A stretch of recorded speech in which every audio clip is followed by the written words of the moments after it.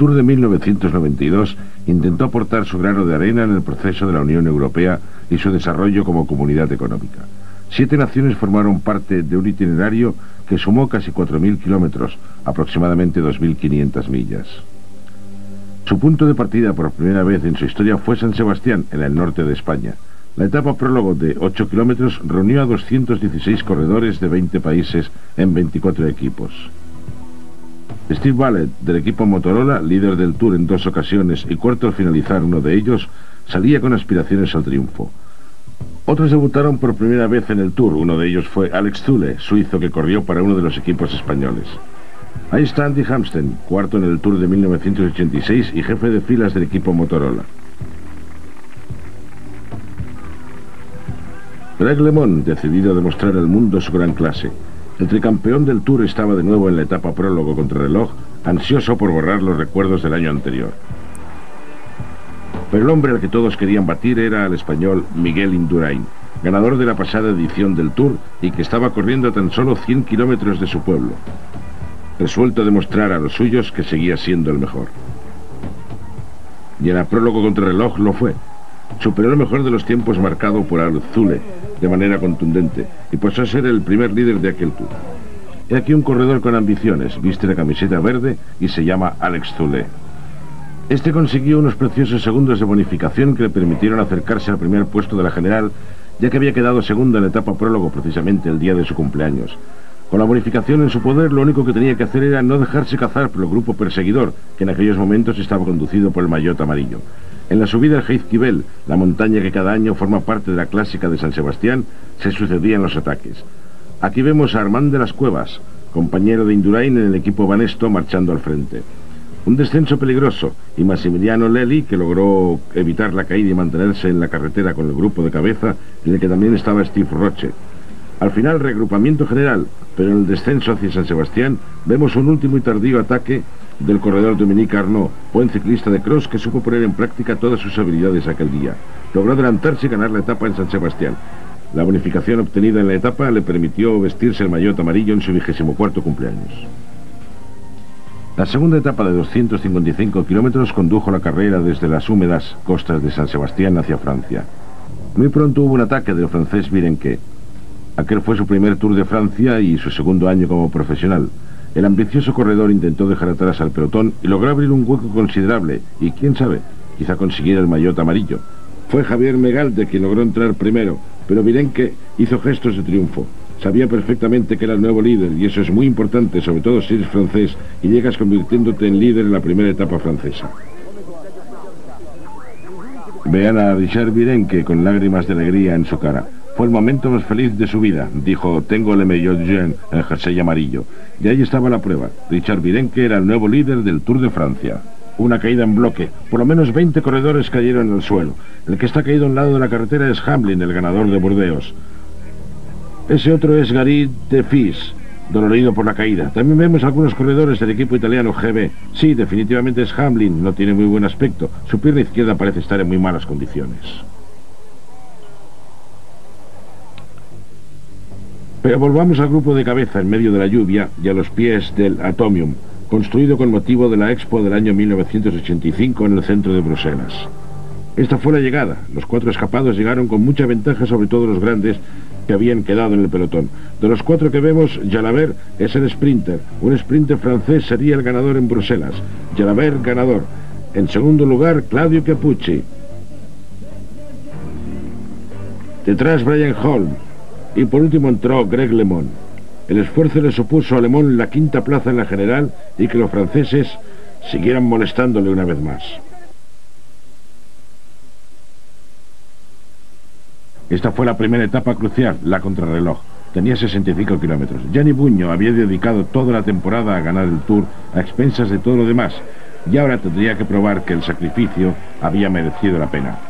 Tendría que demostrar que en todos los controles sus tiempos eran excepcionales. Greg LeMond llevaba el dorsal 51, número que había dado más vencedores del Tour que ningún otro. Con él tenía la responsabilidad de mantener la leyenda.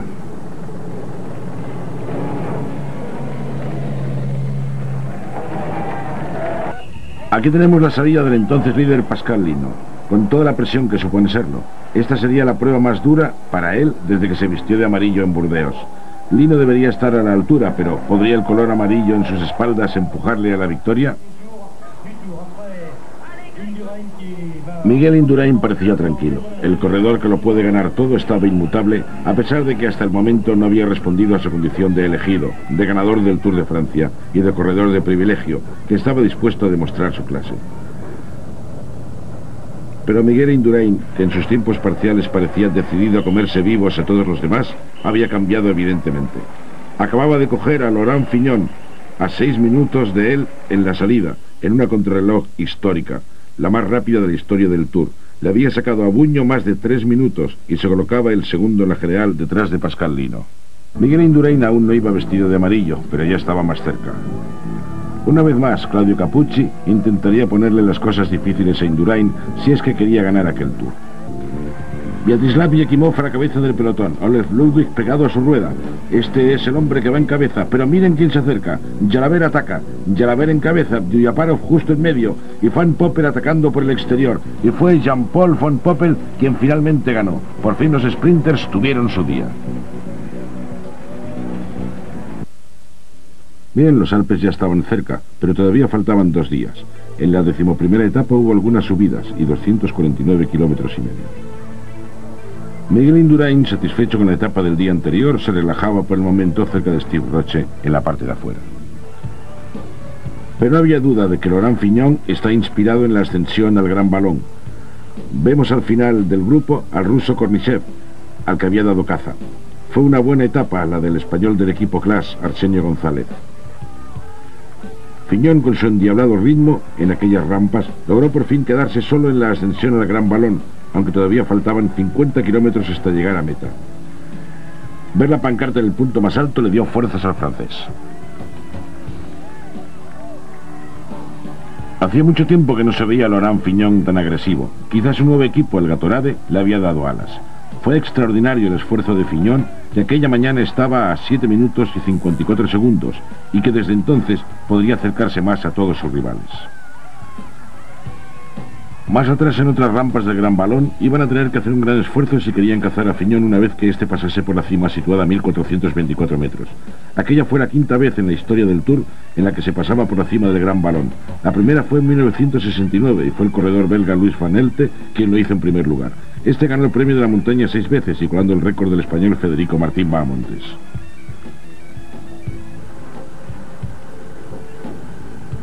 Fignon miró hacia atrás mientras serpenteaba el camino hacia el valle hacia el final de etapa.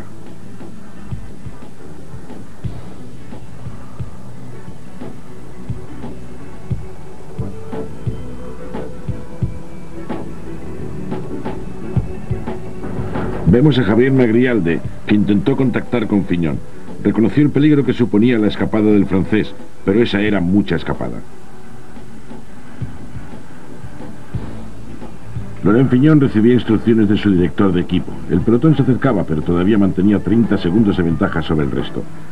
Necesitaba algo más si quería sobrevivir al ataque de los hombres del pelotón, roto en pequeños grupos en el rápido descenso. Ahí vemos lo que quedaba de él, no más de 40 o 50 corredores, entre los que estaba Hebner, que no pudo saltar a la caza. En ese grupo estaba el rey de la montaña, Claudio Chiappucci, al parecer sin rival para el título, marchando junto a los hombres del equipo Banesto. Formado por excelentes corredores, el equipo Banesto, con especialistas en prácticamente todas las disciplinas, estaba resultando ser uno de los más fuertes.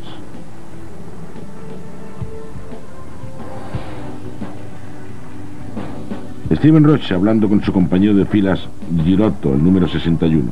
También vemos a Andy Hamsten, del Motorola. Esos hombres iban a tener que decidir entre dar caza a Laurent Fignon o permitirle un momento de gloria. Sabían perfectamente que no era una amenaza para la clasificación general, de manera que el grupo Banesto limitó la escapada sin mucho desgaste para ellos. 2 minutos de ventaja y 235 kilómetros recorridos. Debería ser suficiente para Fignon. Parecía haberlo conseguido. El grupo perseguidor fue cogiendo uno a uno a todos los escapados, pero no parecían estar bien organizados. No se veía una intención clara por parte de los grandes equipos por dar alcance a Fignon. Banesto no tomó una clara iniciativa como cabía esperar, RMO tampoco. Fignon no era una amenaza para ellos.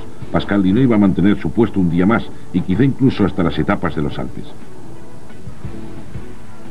Fignon entró en las calles de la ciudad destacado después del tremendo esfuerzo. Nos recordó al corredor de los años 83 y 84, los de sus triunfos, y los espectadores lo agradecieron con sus aplausos. Aquella etapa de Fignon pasará a la historia del Tour de Francia como una de las más populares. Estoy seguro, Laurent Fignon es un corredor de gran discreción, pero cuando tiene algo que decir, lo dice alto y claro. Vemos al ganador de la etapa cruzando la línea de meta. Tras un agradable día en Dole, los corredores se enfrentaron a su primera jornada de montaña, llegando a la ciudad de Saint-Gervais, situada a los pies del Mont Blanc. Fue una larga jornada en la que intentamos pasarlo lo mejor posible, aunque los corredores parecían un poco cansados. Estaban ascendiendo al Col de Senef. El ritmo que se había marcado era más bien lento.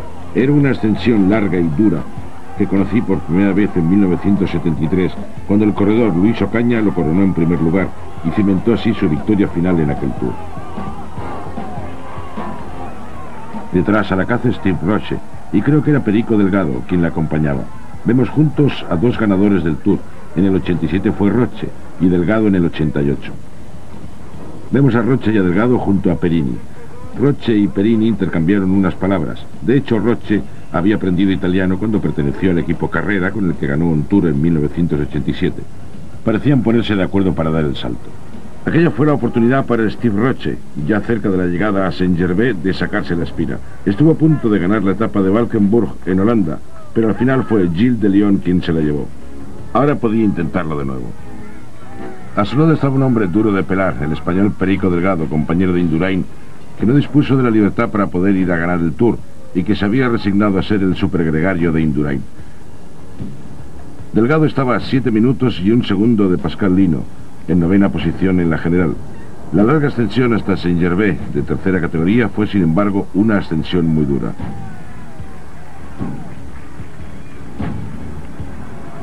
Vemos la pancarta de 5 kilómetros a meta. El ritmo que había impuesto Roche había dejado atrás a Filippo y a Perini, y Delgado parecía tener problemas. Jaerman miró y observó a Delgado a la expectativa. De pronto fue Delgado quien arrancó con fuerza en lo que parecía ser un tirón de prueba. Pasó por la izquierda seguido de Jaerman, pero Steve Roche se quedó clavado. No pudo cambiar el ritmo que había llevado durante toda la ascensión. Delgado se alejó seguido de Jaerman, lo que daba a este la oportunidad de ganar la etapa, ya que es bien sabido que Perico Delgado no era, ni mucho menos, un sprinter. Delgado intentó dejarlo atrás en la subida, pero la ascensión no era lo suficientemente dura para el campeón español. Y digo campeón porque realmente lo era, aunque en aquellos momentos el campeón de España no era otro que Miguel Indurain, y desde un poco antes del comienzo de aquel Tour.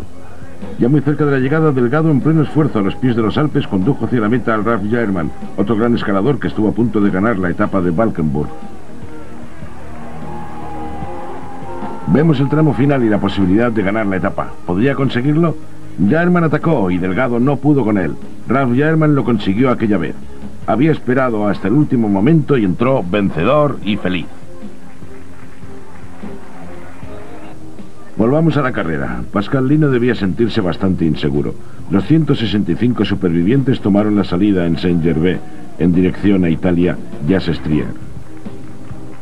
Debían enfrentarse a un puerto de segunda categoría, 3 de primera y 1 de cuarta, la ascensión al Col de l'Eseron. Cuando le mencioné a Greg LeMond ese puerto antes de comenzar el Tour, ni siquiera había oído hablar de él. Pues bien, a partir de entonces sabría de lo que estaba hablando, de una etapa que era prácticamente una constante subida. El primer ataque se desencadenó nada más iniciarse la etapa. Su protagonista, Claudio Chiappucci, el que nunca descansa. Vemos a Chiappucci pasar en primer lugar por el Col de Cessy, a solo 31 kilómetros y medio de la salida. Dejó atrás un puerto de segunda categoría y continuó con su ataque, que comenzó casi con la bajada de bandera. En aquel rapidísimo Tour nadie estaba dispuesto a rendirse, no había tregua. Fue un Tour maravilloso y una gozada tener que informar de la constante lucha.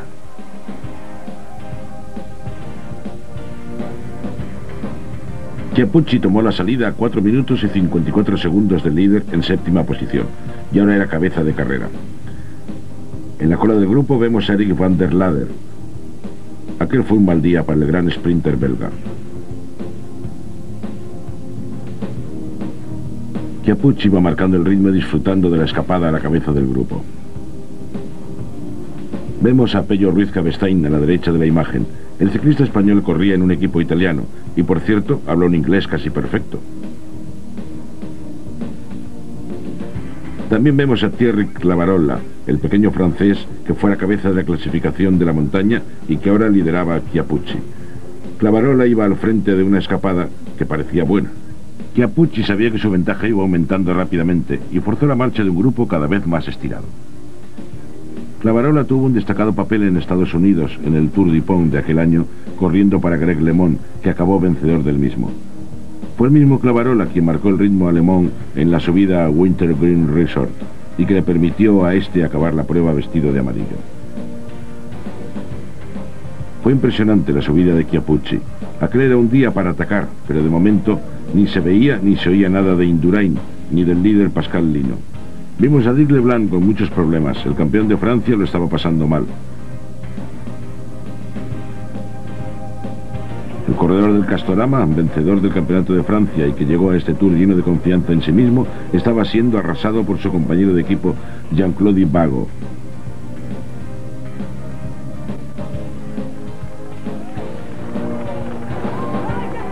La etapa siguió en su constante subida hacia lo más alto de los Alpes. Fue extraordinaria la escapada de Chiappucci. No parecía importarle el mañana. Simplemente atacaba con todas sus fuerzas hasta el límite de sus posibilidades. Algunos corredores parecían no dar crédito a lo que estaba sucediendo. Sean Kelly también estaba allí. Y González, Pérez, Butch y Gastón. Un bonito grupo que iba aumentando su ventaja. Vemos una bonita panorámica. Por fin teníamos un buen día en el Tour.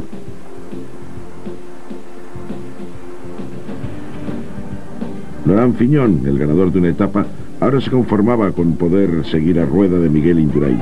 Este seguía sereno y frío. Greg LeMond estaba corriendo mejor que otros días. Y el número 29, Fabio Coscioli, corría por primera vez el Tour con más de 30 años. Este corredor no estaba dando el resultado que se esperaba de él, aunque tuvo sus momentos en aquel Tour, nunca supuso una amenaza para el maillot amarillo.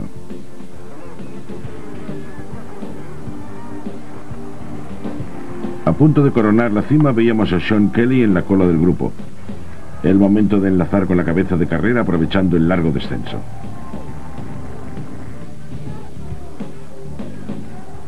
El pelotón llegó a 1 minuto y 10 segundos de los escapados. El maillot amarillo estaba entre ellos. El corredor solitario era el británico Sean Yates, que corría entre los escapados de cabeza y el pelotón. El corredor del Motorola era el campeón de Gran Bretaña, campeonato que tuvo lugar en Bath. Yates iba formando parte del grupo de cabeza cuando estaba compuesto por 15 corredores, pero se quedó descolgado en la subida. Ahora tendría que decidir si quería enlazar con ellos de nuevo. Pasó por la cima a pocos segundos del pelotón, aproximadamente a 1 minuto del grupo de escapados. Ahí estaba Sean Yates, hizo un gran descenso. El británico es un corredor lleno de sorpresas. Supo demostrar su clase en diferentes ocasiones y era el hombre fuerte del equipo Motorola. Cuando necesitaba pura velocidad, allí estaba Sean Yates, a la cabeza. Pero aquel día formó parte de un ataque muy temprano y en la etapa más infernal del Tour hasta el momento. Tuvo que hacer malabarismos para meterse entre los coches en aquellas carreteras estrechas y consiguió sin mayor problema llegar al grupo de cabeza. Más tarde nos enteramos que en el descenso, Sean fue testigo de la caída de Iñaki Gastón. No había ninguna cámara para poder filmarlo, pero Gastón, que formaba parte de aquel grupo, se salió de la carretera en una curva y se golpeó en la cara rompiéndose la mandíbula. Desgraciadamente tuvo que ser trasladado en helicóptero hasta el hospital más cercano. El español se quedó fuera del Tour, precisamente cuando había entrado, aunque brevemente, a formar parte de los elegidos. Este fue el hombre causante de todos los problemas. Iba encabezando la subida al siguiente puerto, el Col de Lesegón, lo cual ya eran palabras mayores. Fue precisamente en esa zona donde en el mes de febrero se habían celebrado los Juegos Olímpicos de Invierno, en Albertville, aunque entonces no tenía ese aspecto, ya que estaba cubierto por la nieve. Fíjense en el ritmo endiablado del rey de la montaña. Aquel hombre estaba poniendo en serios apuros a Pascal Lino, que todavía estaba en el camino de ascenso al Col de Leserón. Claudio Cappucci no esperó al final de la etapa para lanzar su ataque. Lo hizo desde el principio, al igual que en otros tours. La consternación debía afectar a los líderes. El grupo en el que iban los mejores intentó reagruparse.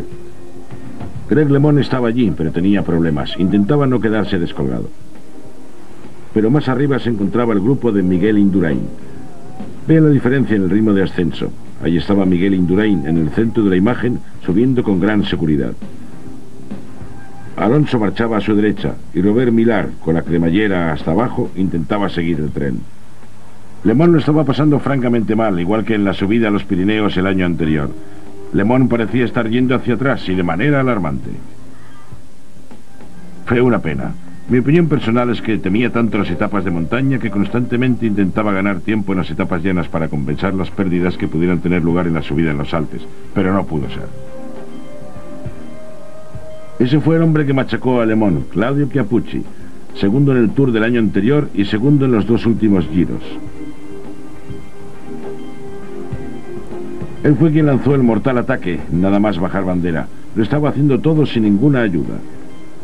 El grupo que comandaba quedó roto en la subida del Eseón, un gran pico que llevaba a los corredores hasta los 2.770 metros de altura y que ese día se ascendió por sexta vez en la historia del Tour. La última vez fue en 1963, lo que significaba que ninguno de los corredores profesionales de aquella nueva generación lo había subido antes en el Tour. Vemos a Chiappucci cruzando la cima. Fue el primero en coronarla, sin lugar a dudas y con gran autoridad. Fue magnífica la escapada de ese hombre.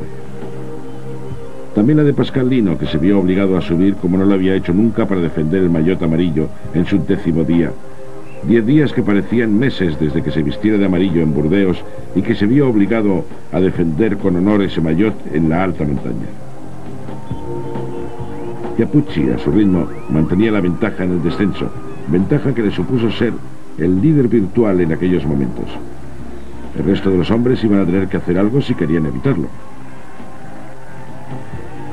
En la cima del Col del Serón vemos a Conti. Roberto Conti, por delante de Richard Virenque, iba a 2 minutos y 27 segundos, y Pascal Lino, que se defendía bien, había pasado con Coccioli a 2 minutos y medio. Ese era el grupo de Indurain, Buño, Roche, Delgado y unos 35 corredores más.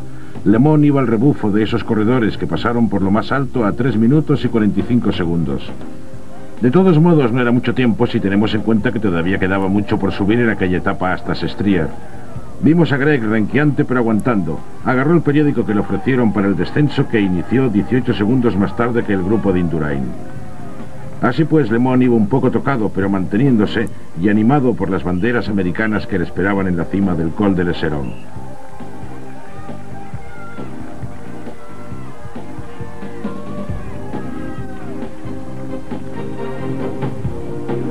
Todavía tendría que sufrir el Col de Montseny hasta llegar a Sestriere.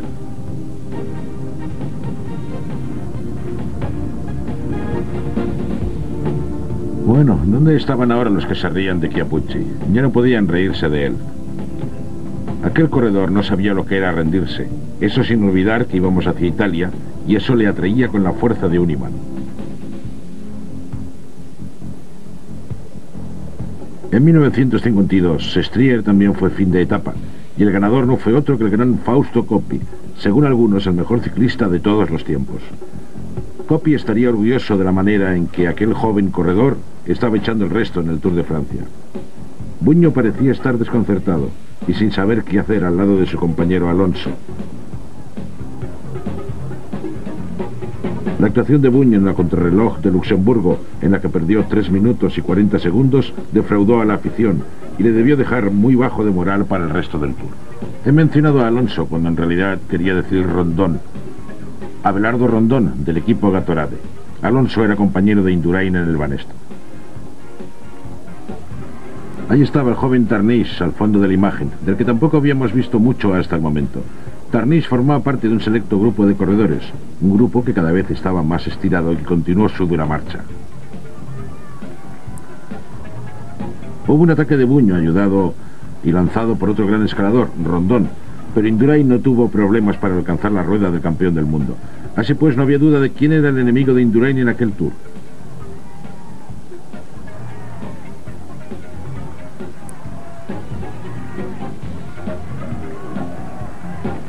La ascensión al Col de Montseny continuó. Chiappucci seguía al frente de la carrera. Claudio Chiappucci había coronado todos los puertos de la jornada en primer lugar, lo que sin duda le colocaba destacado en el premio de la montaña. A medida que nos acercábamos a la cima, veíamos a Buño y a Indurain en actitud más ofensiva. Esos dos grandes habían conseguido, después de muchos esfuerzos, librarse del resto de corredores. En aquel momento estaban a 3 minutos y 33 segundos de Chiappucci, y eso parecía mucho tiempo. Chiappucci iba destacado, pero mucho más atrás estaba Lino, que había empezado a flaquear en el Col de Montseny. Andy Hampsten corría mucho mejor. Aquí le vemos pasar junto a Franco Bona, que iba en cuarta posición, a un poco más de 4 minutos del virtual líder, Claudio Chiappucci.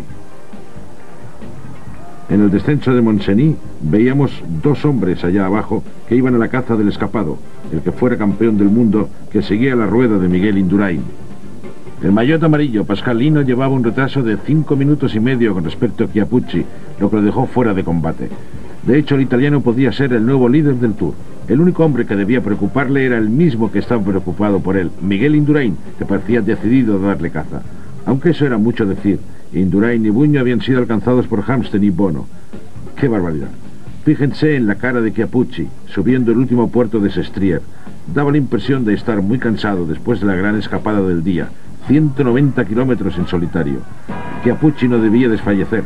Su gesta pasaría a la historia como una de las más grandes escapadas de todos los tiempos.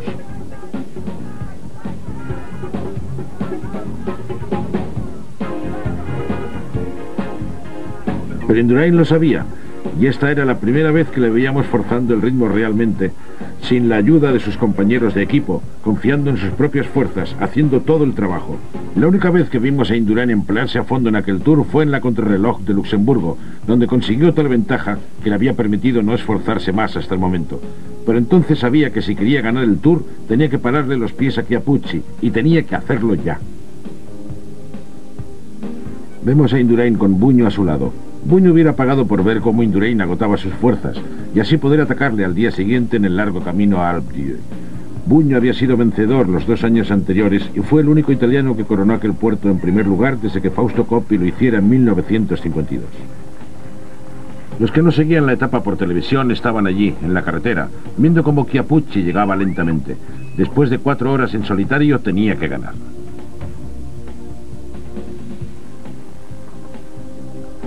Buño tenía problemas. Franco Bona había metido la quinta y había dejado a Buño sin aliento para responder, pero Indurain se había dado cuenta de ello. Buño no estaba corriendo bien, había estado siguiendo a Indurain, pero incluso eso parecía ser demasiado para él. No debía de estar muy satisfecho de su actuación en aquel Tour.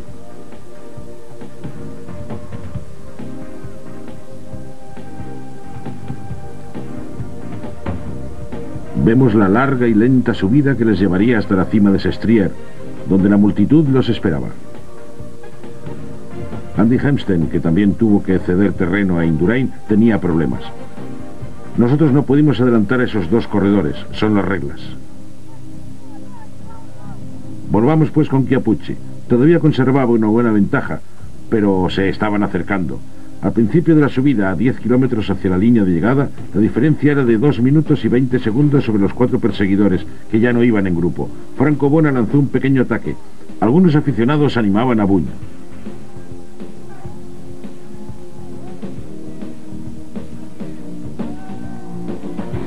Indurain trató de cerrar el hueco que le separaba de Chiappucci. Fue una lucha de hombre a hombre.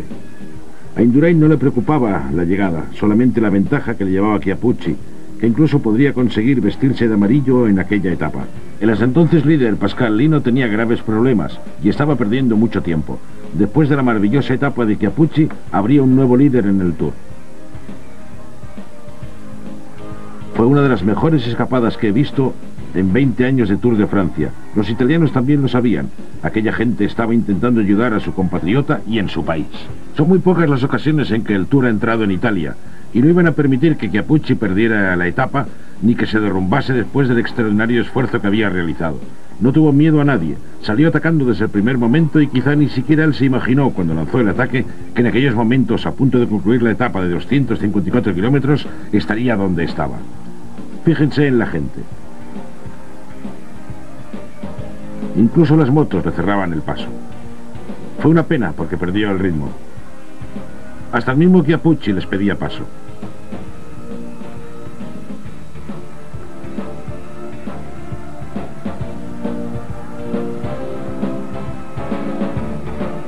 Chiappucci no solamente buscaba la victoria, cada pedalada que daba quería convertirla en segundos de diferencia, pero Indurain estaba decidido a reducir la ventaja. A todo esto, Bona estaba perdido entre estos dos corredores, mientras la cámara sigue la lucha de poder a poder.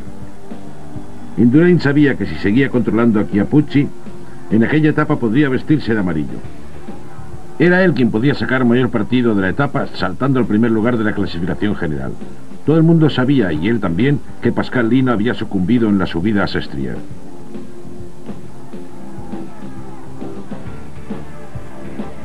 Claudio Cappucci intentaba desesperadamente aumentar la ventaja sobre Indurain. Era el último kilómetro. Indurain se acercaba lentamente. Muy lentamente pasó de 2 minutos a menos de 1 minuto y 45 segundos. Franco Bona, en algún lugar entre los dos, pasaba desapercibido. Y por fin la llegada de Chiappucci, que sería recordada como alguna de las mejores escapadas de la historia del Tour de Francia. Todo lo que tenía que hacer era aguantar hasta cruzar la línea de llegada. Toda su gente estaba esperándole en Sestriere. Había volado en solitario sobre todos y cada uno de los puertos de aquella etapa con aplastante autoridad, y por fin había llegado a Sestriere. Ahora encabezaba la clasificación de la montaña, y el tiempo diría si también se vestiría de amarillo.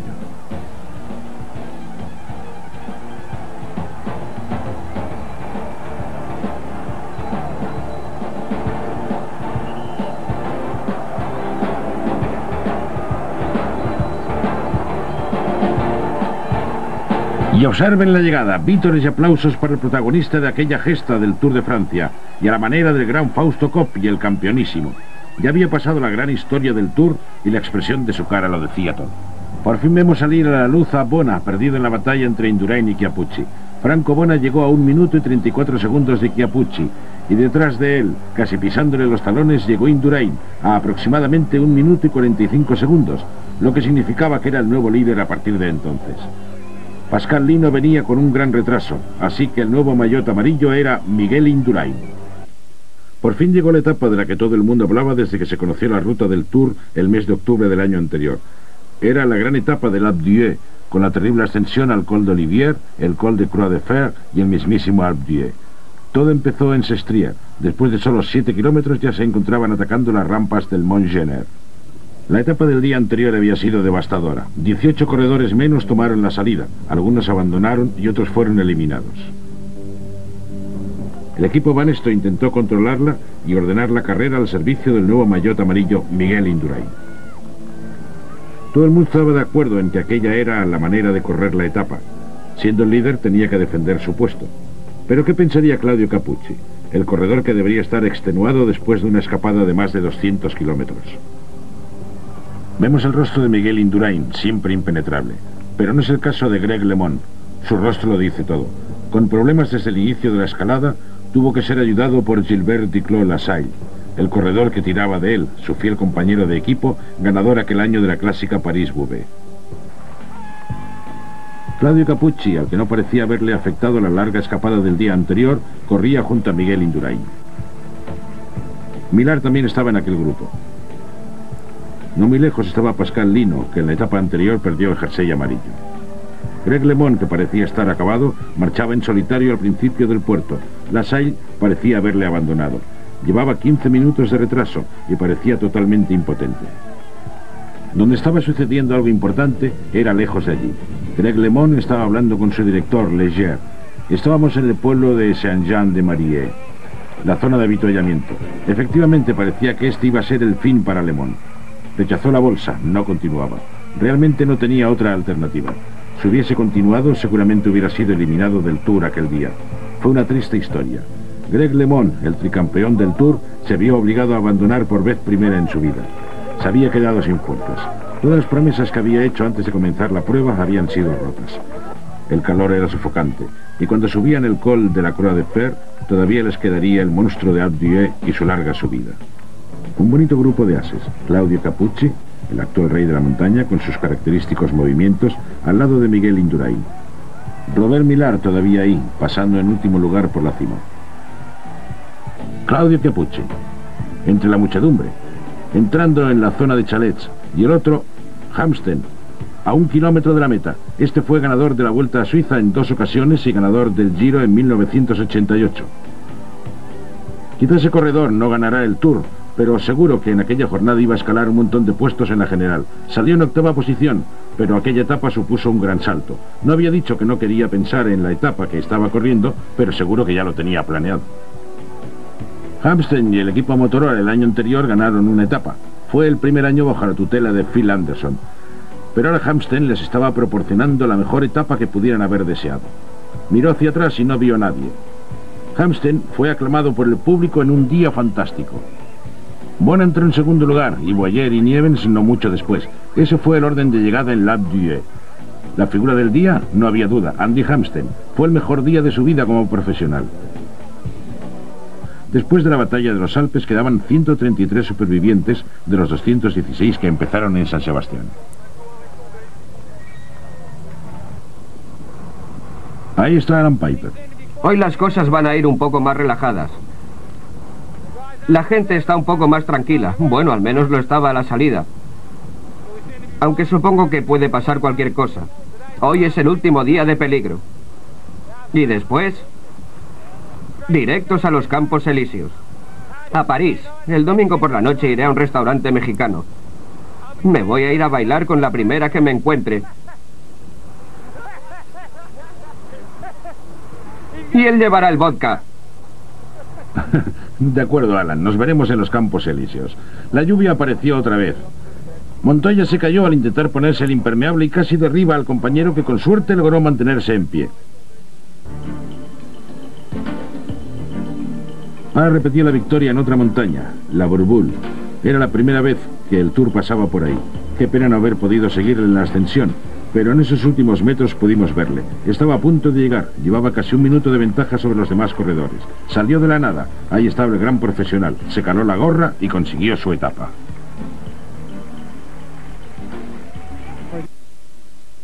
La 18ª etapa de 212 kilómetros nos llevaría hasta Tours.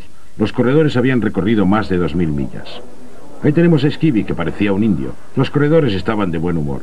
La etapa era llana y no debería haber ningún problema para Miguel Indurain, que a estas alturas ya estaría pensando en la antepenúltima etapa, la contrarreloj entre Blois y Nanterre, el próximo desafío. ¿Eso fue una proposición de paz para Chiappucci? No lo creo, me parece que Indurain tampoco.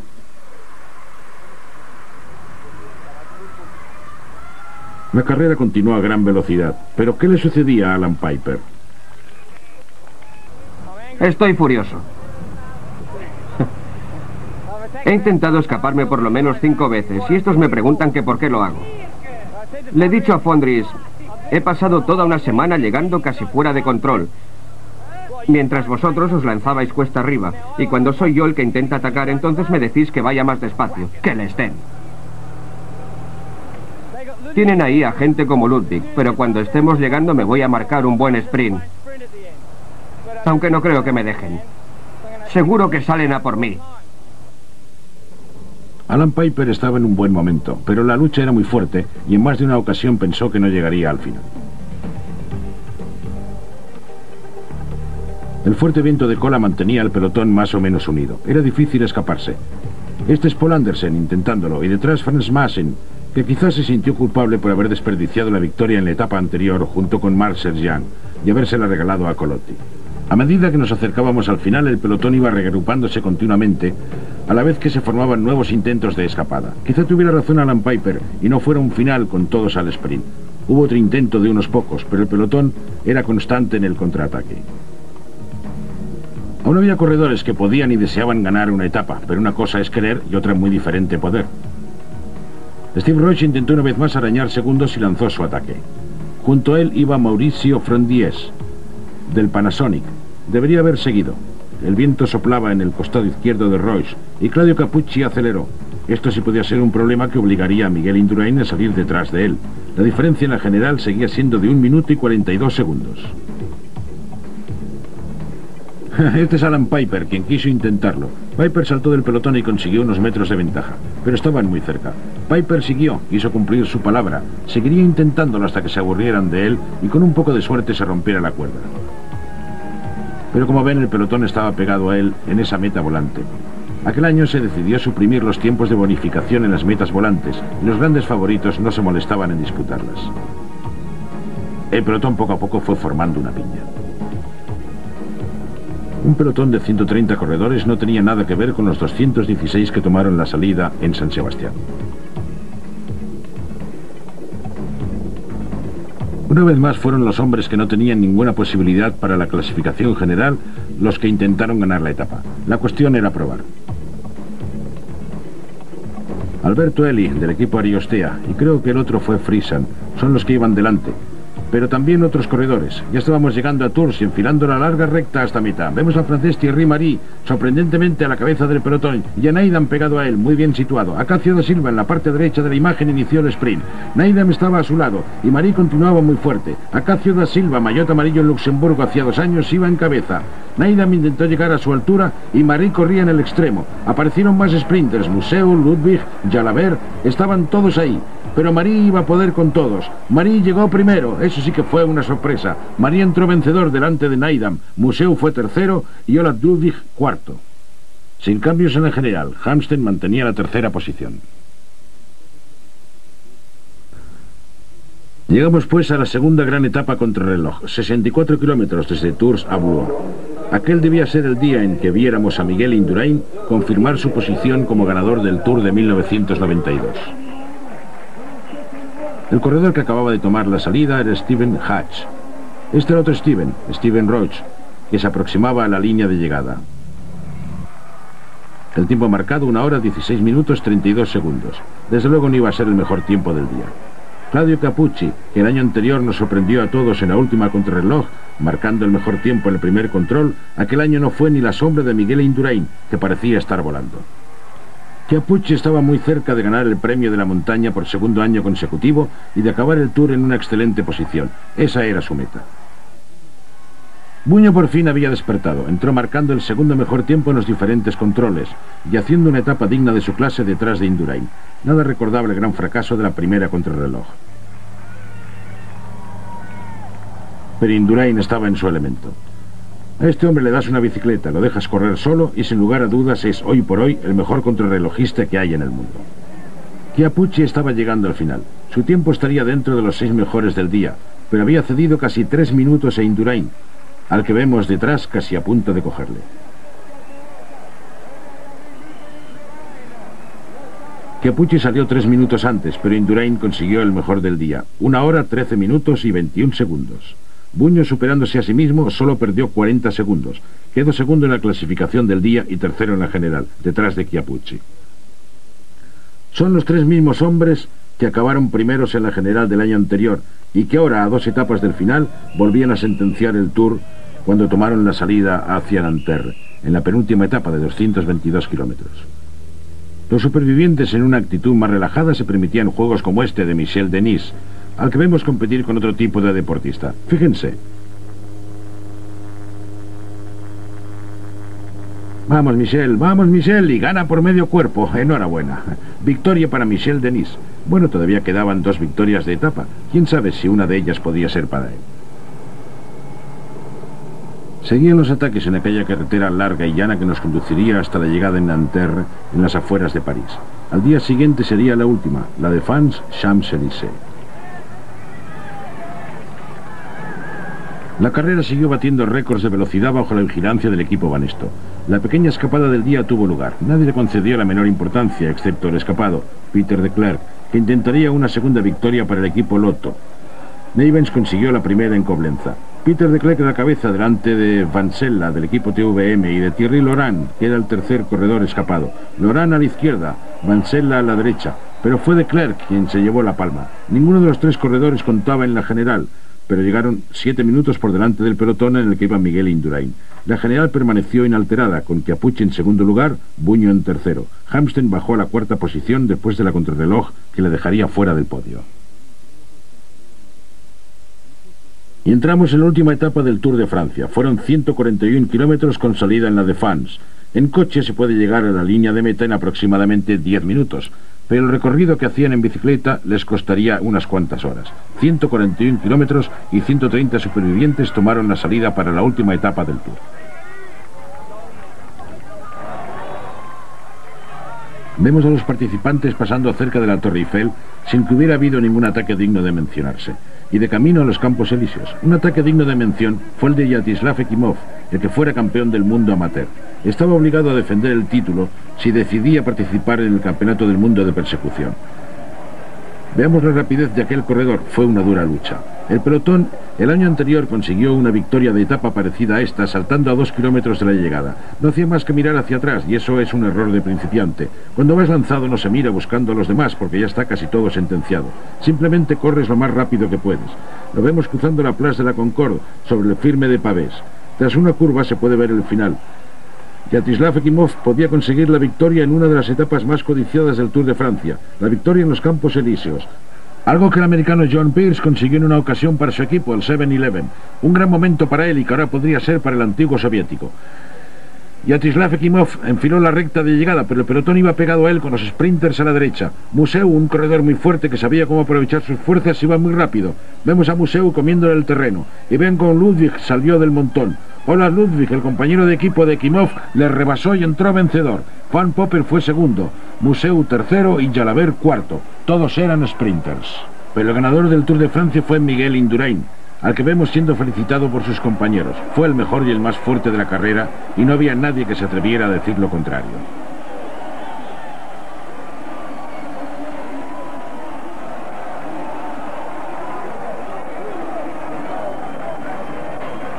Los mejores aplausos en los Campos Elíseos fueron para el ganador del Giro y del Tour, el primer español que conseguía el doblete el mismo año.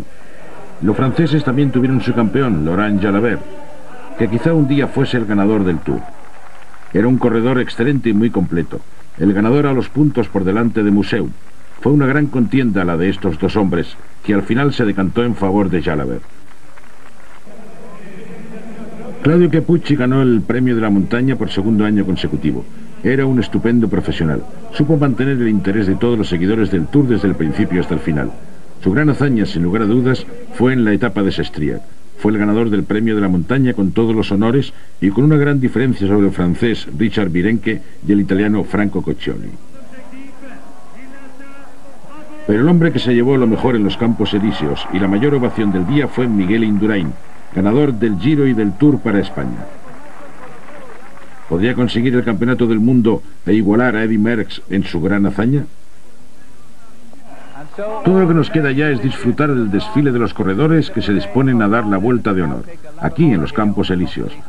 Pueden estar seguros de que cada uno de los 130 corredores que han llegado hasta aquí se lo merece. Ha sido un tour francamente duro. Un tercio de los participantes tuvo que abandonar. Espero que hayan disfrutado del vídeo del Tour de Francia de 1992. Hasta una próxima ocasión en la que nos volvamos a encontrar, nos despedimos de ustedes.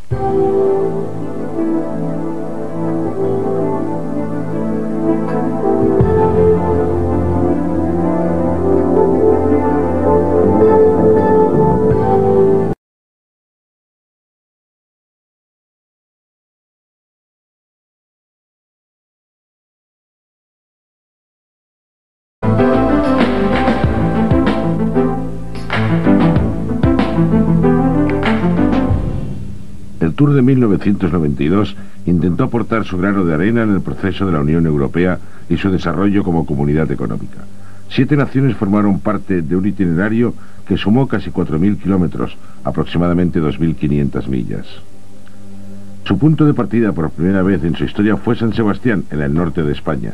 La etapa prólogo de 8 kilómetros reunió a 216 corredores de 20 países en 24 equipos. Steve Ballett, del equipo Motorola, líder del Tour en 2 ocasiones y cuarto al finalizar uno de ellos, salía con aspiraciones al triunfo.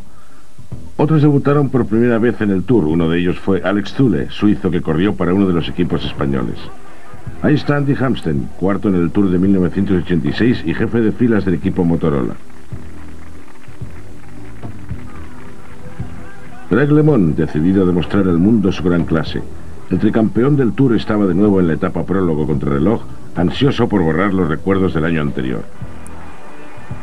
Pero el hombre al que todos querían batir era el español Miguel Indurain, ganador de la pasada edición del Tour y que estaba corriendo a tan solo 100 kilómetros de su pueblo, resuelto a demostrar a los suyos que seguía siendo el mejor. Y en la prólogo contrarreloj lo fue. Superó el mejor de los tiempos marcado por Alf Zülle de manera contundente y pasó a ser el primer líder de aquel Tour. He aquí un corredor con ambiciones, viste la camiseta verde y se llama Alex Zülle. Este consiguió unos preciosos segundos de bonificación que le permitieron acercarse al primer puesto de la general, ya que había quedado segundo en la etapa prólogo precisamente el día de su cumpleaños. Con la bonificación en su poder, lo único que tenía que hacer era no dejarse cazar por el grupo perseguidor, que en aquellos momentos estaba conducido por el maillot amarillo. En la subida al Heizkibel, la montaña que cada año forma parte de la clásica de San Sebastián, se sucedían los ataques. Aquí vemos a Armand de las Cuevas, compañero de Indurain en el equipo Banesto, marchando al frente. Un descenso peligroso, y Massimiliano Lely, que logró evitar la caída y mantenerse en la carretera con el grupo de cabeza, en el que también estaba Steve Roche. Al final, reagrupamiento general, pero en el descenso hacia San Sebastián vemos un último y tardío ataque del corredor Dominique Arnaud, buen ciclista de cross que supo poner en práctica todas sus habilidades aquel día. Logró adelantarse y ganar la etapa en San Sebastián. La bonificación obtenida en la etapa le permitió vestirse el maillot amarillo en su 24º cumpleaños. La segunda etapa de 255 kilómetros condujo la carrera desde las húmedas costas de San Sebastián hacia Francia. Muy pronto hubo un ataque del francés Virenque. Aquel fue su primer Tour de Francia y su segundo año como profesional. El ambicioso corredor intentó dejar atrás al pelotón y logró abrir un hueco considerable y, quién sabe, quizá consiguiera el maillot amarillo. Fue Javier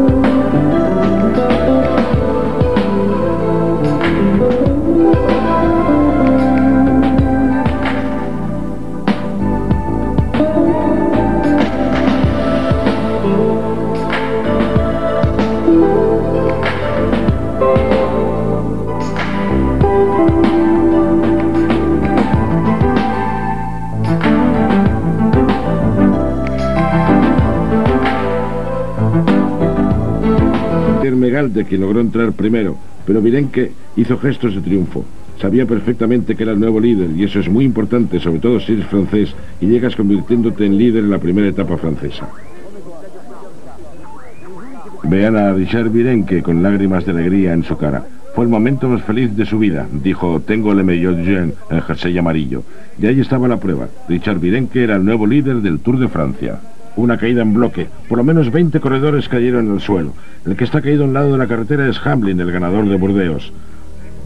Ese otro es Gary de Fis, dolorido por la caída. También vemos algunos corredores del equipo italiano GB. Sí, definitivamente es Hamlin, no tiene muy buen aspecto. Su pierna izquierda parece estar en muy malas condiciones. Pero volvamos al grupo de cabeza en medio de la lluvia y a los pies del Atomium, construido con motivo de la Expo del año 1985 en el centro de Bruselas. Esta